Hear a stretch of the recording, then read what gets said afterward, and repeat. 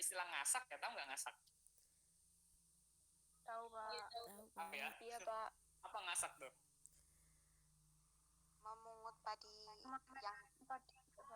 Memungut hasil panen yang tercecer kan gitu. Memungut hasil panen yang tercecer. Nah, ini tidak hanya pada komoditas tanaman padi, biasanya ada juga banyak komoditas terutama yang grain gitu. Bisa jagung, kemudian bisa kedelai ya, terus ke sawah gitu ya. Kalau ada orang panen, ikut ngasak gitu ya, untuk dikumpulkan, kemudian kalau udah kumpul banyak nanti dijual. Nah, uangnya buat ini, untuk beli kebutuhan yang lain. Nah, ada nggak yang masih kayak seperti itu sekarang ini? Masih, Pak. Ada yang ini, yang masih ikut ngasak gitu, sawah gitu ya? Oh, enggak. Oh, enggak ada. Jarang, Pak. Oh, masih ada? Sudah jarang. Kalau dulu pernah ngalamin sih, Pak. Oh, pernah ikut nggak? Pernah, Pak. Pernah. Oh, pernah. Ya? Berarti masa kecil kalian nih. Masa kecil kalian susah sekali ya. Sama dengan kayak saya. Menyenangkan, ya? Pak. Oke. Jadi ngasak ya, itu merupakan kegiatan di mana kita itu mengambil yang tercecer ya. Itu karena losis saja. Ya, losisnya disebabkan karena apa? Akibat dari proses panen. Proses panen yang kemudian tercecer, itu bisa berakibat pada losis. Kemudian yang kedua, akibat proses pengolahan. Pengolahan ini maksudnya gimana? Ya, pengolahan dalam kegiatan penanganan pasca panennya.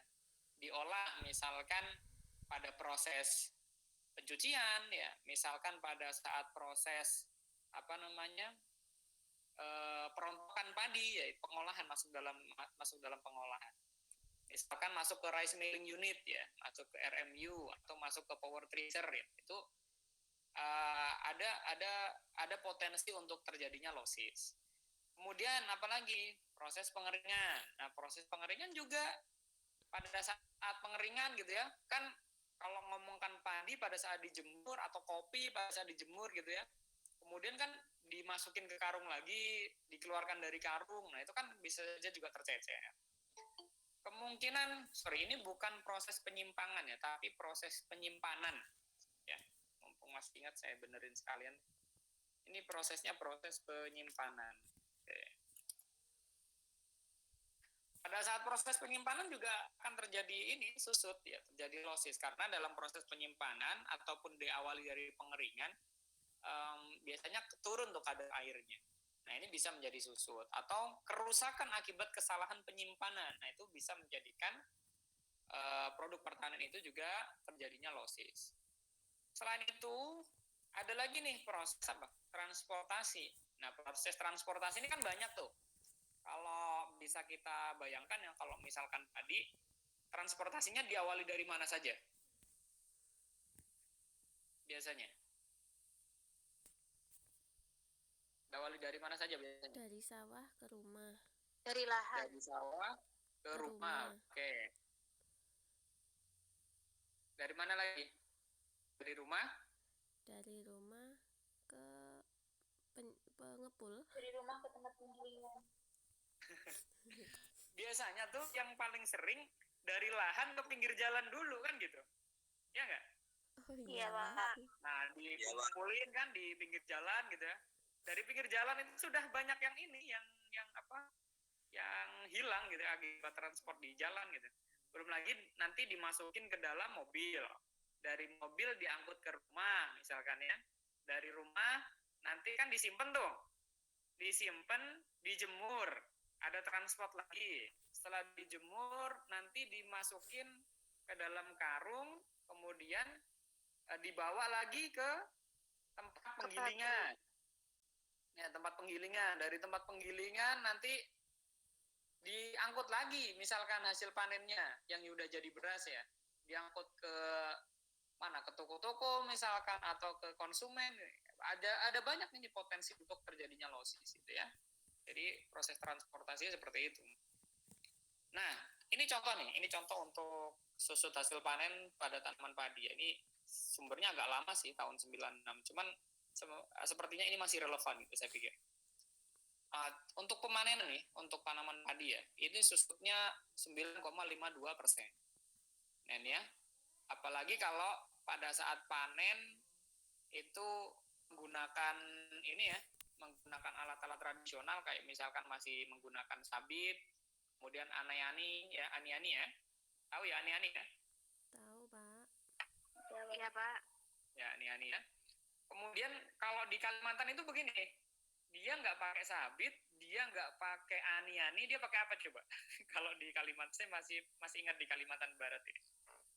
Kalau di Kalimantan Barat pakai apa biasanya? Ada yang tahu nggak? Atau keseluruhan Kalimantan deh, kalau panen padi, pakai apa? Ini terutama suku Dayak nih, yang nanam padi, biasanya panennya dia diserut deh, pakai tangan. Jadi pakai tangan diserut aja, ini biasa gitu. Ya.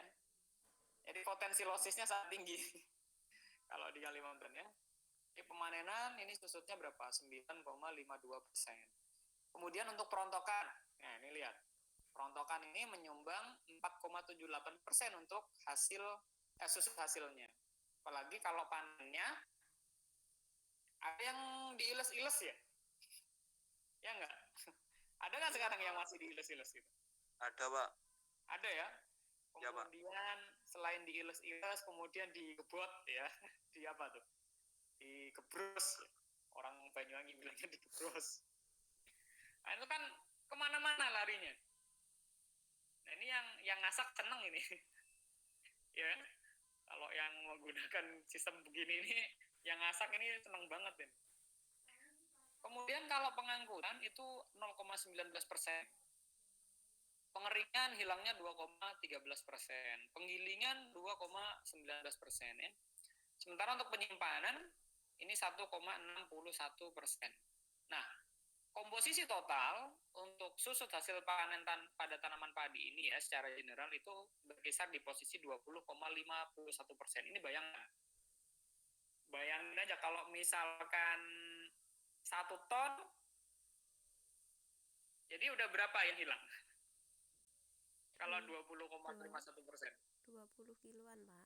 20,5% ini. Berarti berapa kuintal yang hilang? 2 kintal. Ada?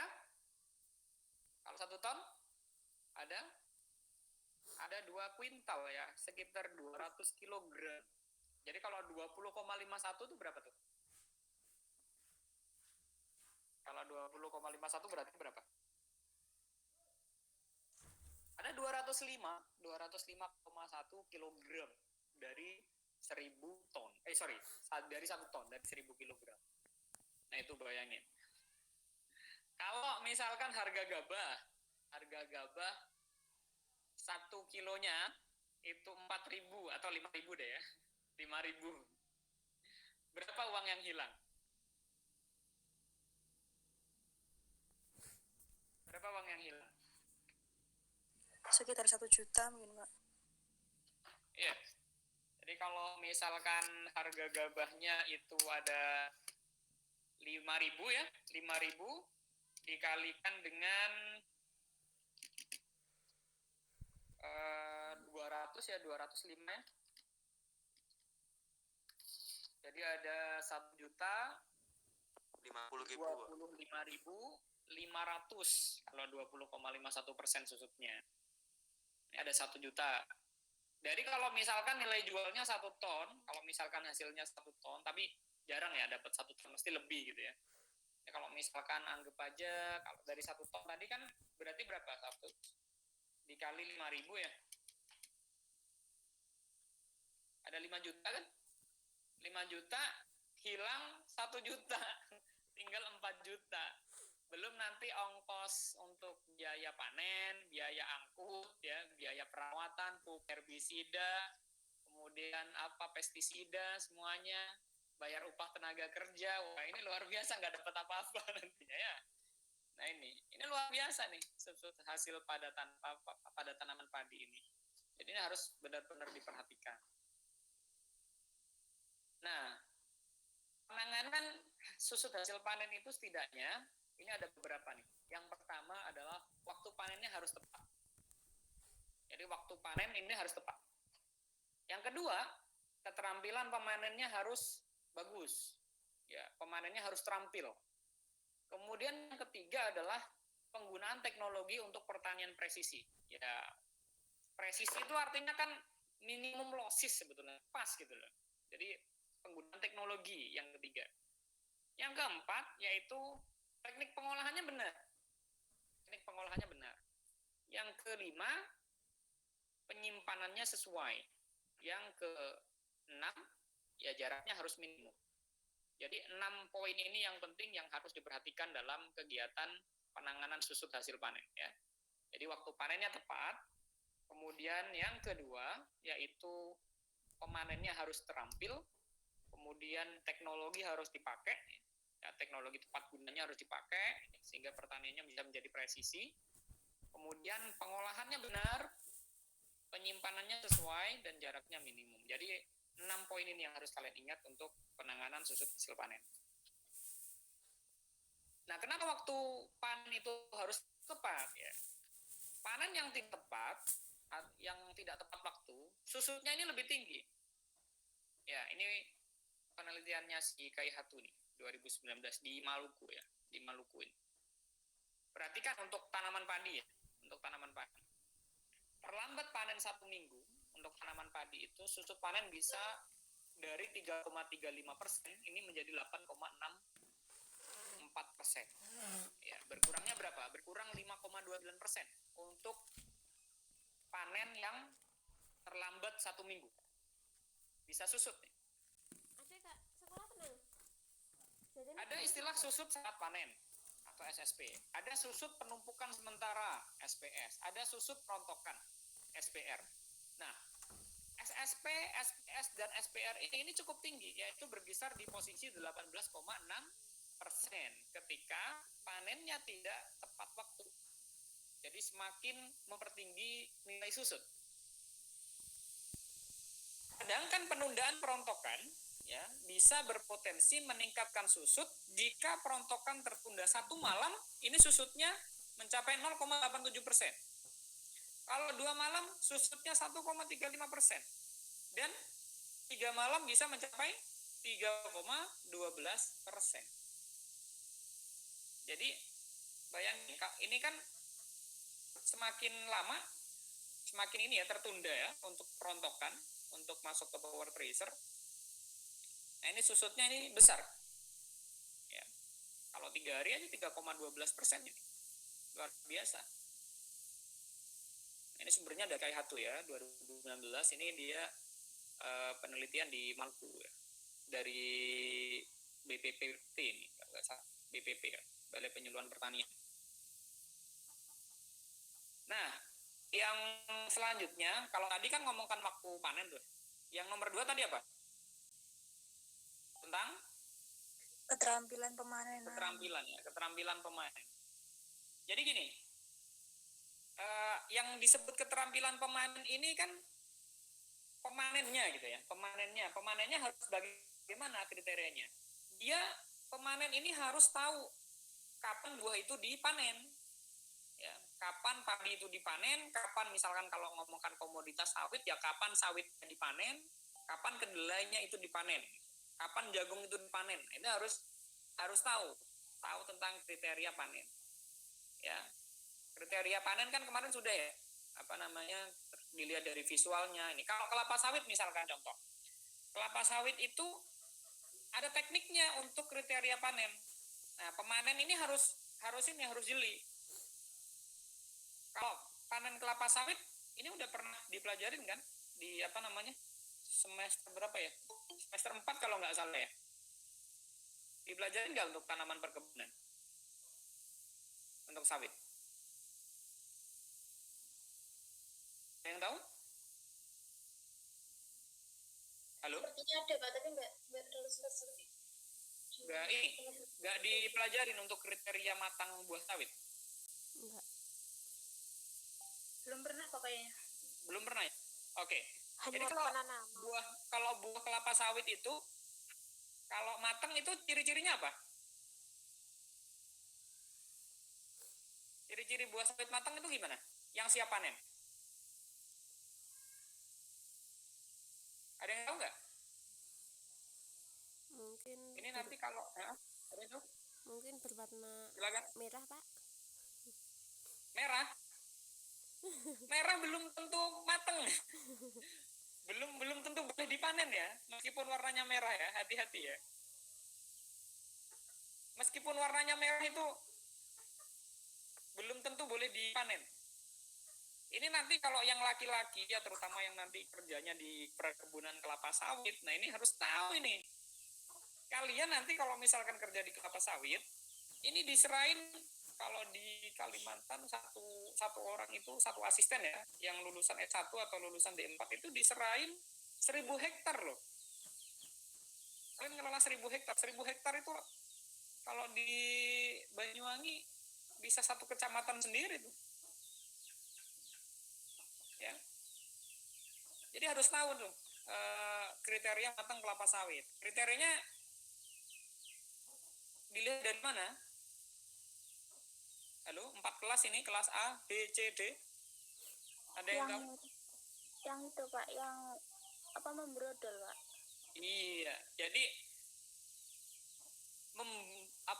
lepas dari tangkainya itu, lepas dari janjangnya. Ya, kriteria matangnya. Nah, yang lepas berapa? Yang lepas minimal 2. Kalau misalkan ada 2 buah jatuh ya di bawah, itu pasti matang, udah siap untuk panen. Dan kalau matangnya pas ya, matang sawitnya itu pas, itu kandungan minyaknya bisa di posisi 23%. Itu udah paling bagus posisi minyak di posisi 23%. Tapi nanti begini, kalau misalkan terlambat panen, buahnya ini nanti bisa busuk. Kalau buah overripe, jadi ada buah itu ada 3 ya, ada 3. Underripe, ini udah saya jelaskan belum ya tentang kematangannya, kriteria kematangan? Belum ya? Belum, Pak. Belum ya. Jadi buah itu ada 3 kriteria. Yang pertama adalah underripe. Underripe itu buahnya masih belum matang. Yang kedua ada ripe, matang. Yang ketiga overripe, yaitu buahnya apa? Sudah kelewat matang dan ada potensi untuk menjadi busuk. Kalau misalkan di kelapa sawit ya, misalkan gini, kalau dia di posisi underripe, maka kandungan minyaknya sedikit karena dia posisinya masih underripe. Kalau pada posisi yang ripe, maka komposisi minyaknya bisa rendemennya maksimal. Yang ketiga, jika overripe, memang kandungan minyaknya banyak, tetapi yang masalah adalah ALB-nya, kandungan asam lemak bebasnya yang tinggi. Ketika asam lemak bebasnya tinggi, maka nilai jual CPO atau crude palm oil-nya ini menjadi turun. Sehingga pengetahuan kriteria panen ini sangat penting ya bagi di perusahaan bunan atau perusahaan yang bergerak di bidang pertanian ya, terutama untuk menentukan panennya ini kapan harus dipanen, kapan masih belum dipanen gitu. Jadi keterampilannya pemanen ini harus beneran. Seiring nanti dengan adanya jam terbang tinggi ya, kriteria yang kedua ini ya, yang jam terbangnya tinggi, maka nanti pemanen ini lama-lama paham nih, oh ini yang siap untuk dipanen, ini yang belum siap untuk dipanen. Untuk itu, untuk tahu pengetahuan kriteria panen, nah ini penting harus ada pelatihan. Jadi dilatih lagi terus, dilatih, ini penting.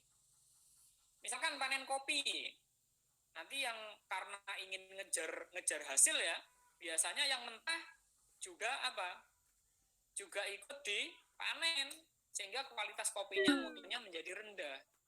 Tahu nggak kenapa kopi luwak itu mahal?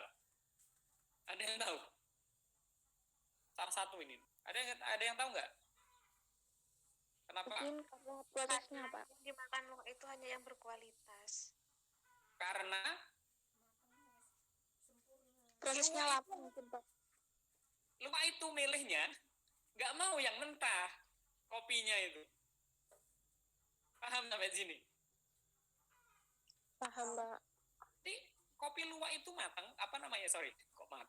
Kopi luwak itu kenapa nilai jualnya tinggi? Yang pertama memang udah diseleksi sama si luwak. Luwak ini hanya makan kopi yang benar-benar matang, yang cerinya itu benar-benar matang, kualitas yang terbagus yang dipilih. Jadi sudah sudah apa namanya, terseleksi dulu dari awal gitu. Kriteria matangnya itu ngerti si pemanennya, yang mana siapa kalau kopi luwak? Luwaknya. Luwaknya yang memanen gitu ya. Jadi si luwak ini milih kopi yang benar-benar matang, tahu dia. Jadi sangat terampil kalau manen. Kemudian, nah ini gini, kriteria tadi pengetahuan itu oke, misalkan jam terbang tinggi, kemudian udah dilatih, artinya apa? Udah terampil lah si pemanen itu misalkan.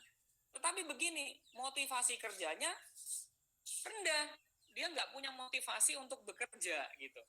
Apa yang terjadi? Maka yang dipanen nanti asal-asalan. Misalkan di kelapa sawit tuh kan ada berondolan tuh kalau jatuh ya. Dipanen itu ketika jatuh buahnya itu kan kemana-mana, itu mencar kemana-mana berondolannya itu. Sawitnya itu kan lari kemana-mana. Nah itu kan harus dipungut. Kalau nggak dipungut nanti berakibat pada apa? Losis. Selain dari losis, buah tadi yang nggak dipungut itu, buah sawitnya itu akan tukul, apa namanya, berkecambah, kemudian jadi sawit baru. Nah ini nanti kan harus dibersihkan lagi. Akan mengalokasikan biaya, mengalokasikan kos untuk menanganin sawit atau sawit yang berkecambah tadi, kentosan namanya. Nah di situ. Jadi motivasi kerja ini penting. Motivasi kerja itu ada korelasinya dengan upah yang sesuai. Kalau misalkan perusahaan gaji pemanennya itu asal-asalan, wah ini, wah salam sudah. Biasanya upah tenaga kerja yang paling tinggi itu ada di panen. Ya. Upah paling besar ya di perkebunan itu ada pada panen. Karena apa? Panen itu menghasilkan.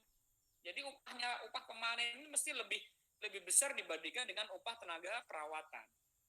Ya di situ ya, untuk keterampilan pemanen. Jadi pemanennya ini harus paham, harus pinter mengenai kriteria panen buah ini. Kemudian jam terbangnya tinggi, pelatihannya butuh ya, kemudian motivasi kerjanya harus dinaikin dan upahnya harus sesuai. Nah selanjutnya untuk meminimalisir losis atau penyusutan yaitu penggunaan teknologi ya. Penggunaan teknologi ini meminimumkan losis. Nah contoh, ini penggunaan apa nih? Yang sebelah kiri nih. Apa namanya? Apa nama mesinnya? Combine harvester, Pak. Oke, combine harvester ya. Ini contoh. Kemudian yang sebelah tengah ini, dia ini panen jagung. Ya, panen jagung, nanti udah dipisah tuh antara jagungnya, kemudian dipisah dengan batangnya, daunnya udah terpisah sendiri. Yang sebelah kanan ini panen apa nih? Yang sebelah sini ini panen apa nih? Anggur kayaknya, Pak. Oke, ini panen anggur ya. Anggur lebih banyak di Australia, wine. Kemudian yang di bawah ini panen carrot ya.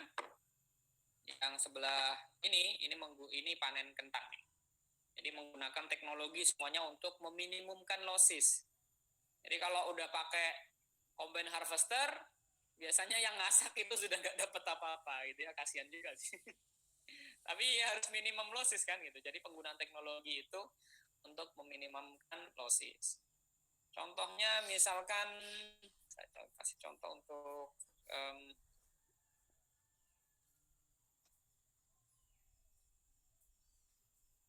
Hey ho Pops Gang, jumpa lagi di channel Daftar ini apa nih? Padi. Itu tentu membutuhkan waktu. Sorry. Bikin petani baper. Namun sebelum lanjut, silakan klik subscribe dan tanda loncengnya dulu Ini ya. ya, contoh-contohnya nanti dicari di YouTube ya. Yang mensimulasikan aktivitas petani, memetik secara otomatis dan menaruhnya di wadah yang disediakan. Tidak hanya satu tangan untuk satu mesin, dan tiap tangannya itu terdapat kamera yang merekam gambar buah. Kamera ini akan menjadi sensor berbasis berwarna yang bernama AG Vision yang mendeteksi kematangan dan mengirimkan sinyal ke komputer. Jadi, secara otomatis tangannya akan memetik buah yang merah atau sudah matang. Nah, tangan ini akan memetik buah tiap 5 detik dan bisa bekerja di dalam rumah kaca besar maupun di luar ruangan.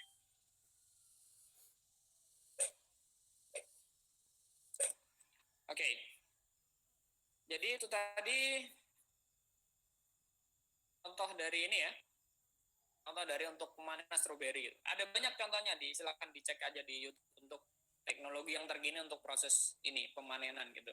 Jadi kalau udah menggunakan robotik misalkan tadi kan menggunakan computer vision ya. Jadi menggunakan mata komputer lah, biasanya gampangnya gitu.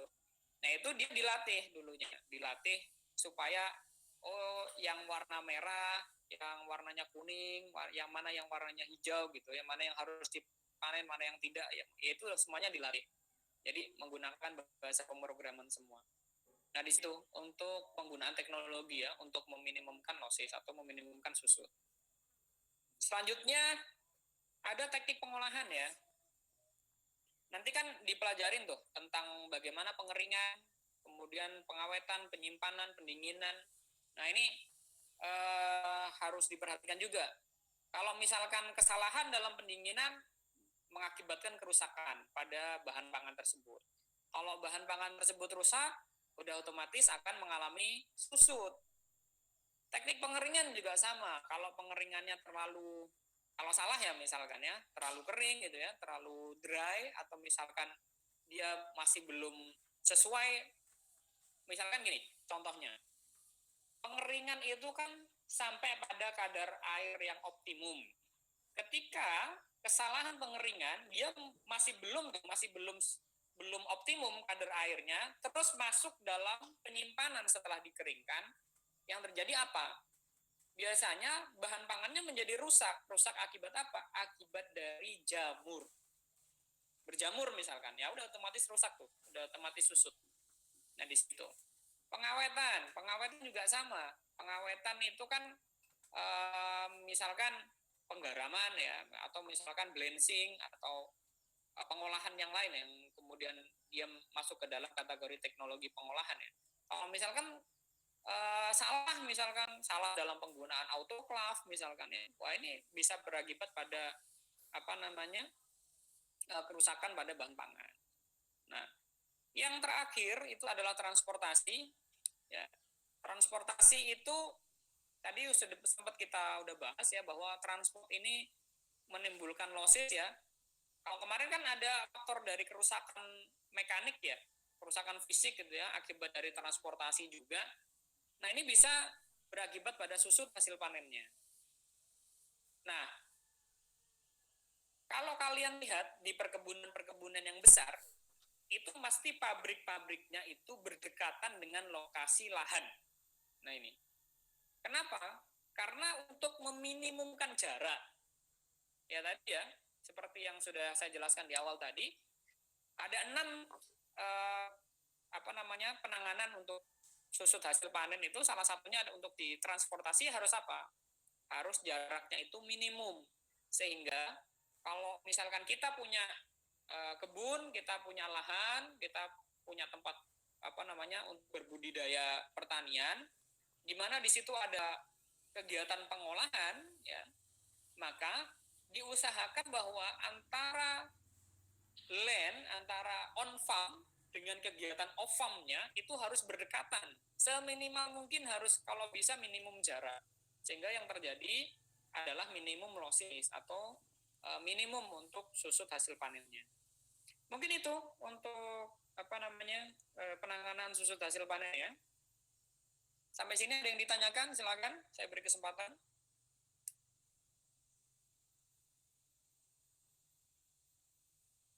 Ada yang ditanyakan?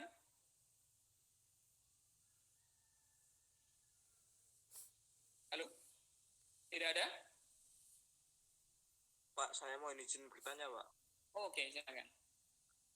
Kenapa untuk produk pertanian seperti sayuran, kangkung, bayam, dan lain sebagainya itu mudah mengalami penyusutan, Pak, dibanding dari produk pertanian yang misal produk pangan, Pak, seperti gabah dan lain-lain? Oke. Terima kasih, Baik. Pak. Oke, baik. Itu kan masuk dalam kategori hortikultura ya. Kalau hortikultura salah satu sifatnya adalah perishable namanya. Perishable itu mudah rusak. Karena memang dia teksturnya lunak gitu ya. Kemudian kalau dia mengandung air cukup tinggi gitu ya, kadar airnya. Dan ketika ada air, maka ada potensi untuk terjadinya kerusakan. Karena salah satu yang merusak untuk bahan pangan itu adalah komposisi airnya sangat tinggi. Dan rata-rata komposisi air yang sangat tinggi itu dimiliki oleh komoditas pertanian hortikultura. Nah, itu salah satunya. Itu jawabannya. Yang lain silakan.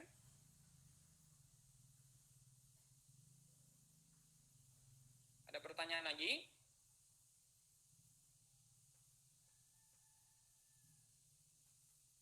Sudah? Cukup?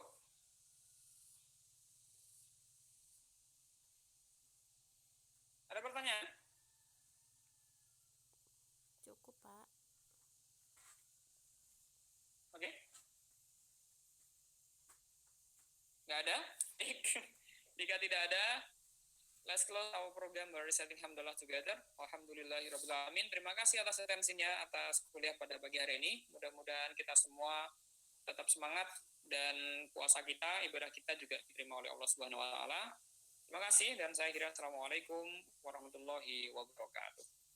Waalaikumsalam. Waalaikumsalam warahmatullahi wabarakatuh.